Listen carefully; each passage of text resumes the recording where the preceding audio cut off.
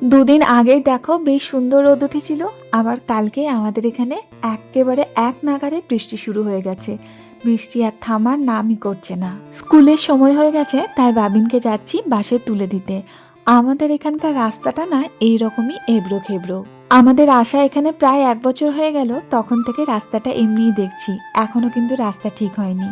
আবিনকে বাসে তুলে দিয়ে এসে মোটামুটি সমস্ত কাজ এখন কমপ্লিট হয়ে গেছে, তারপর দেখি আবার বৃষ্টি শুরু হয়ে গেছে।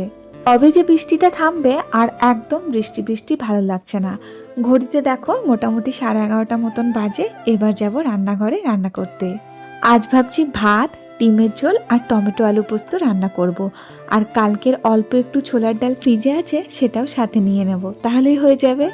ডিমটা না আমাদের বাড়িতে প্রায়ই হয়, কারণ সকলেই খেতে খুব ভালোবাসে, স্পেশালি বাবিন। ডিম পছন্দ হওয়ার ওর অন্যতম প্রধান কারণ হচ্ছে ডিমটা কি সুন্দর খাওয়া যায়, কোনো কাটা নেই, বাছাবাছি করার ঝামেলাও নেই। তা আমাকে যখন এই কারণটা একদিন বলল, তো আমি ভেবে দেখলাম ঠিকই তো, একদম ঠিক বলেছে। তো যাই হোক, তোমাদের সঙ্গে কথা বলতে বলতে দেখো ডিমের ঝোল অলমোস্ট কমপ্লিট। সেদিন বাজার থেকে না এক আটি ধনেপাতা নিয়ে এসেছিলাম, তো ওর মধ্যে অল্প একটু রয়ে গিয়েছিল, তো উপর থেকে একটু করে ধনেপাতা কুচিও ছড়িয়ে দিলাম। এখন ঘড়িতে 2:10 বাবিনও স্কুল থেকে চলে এসেছে আর রোদও দিয়ে দিয়েছে। চলো এবার তাহলে ওকে খাইয়ে নিই।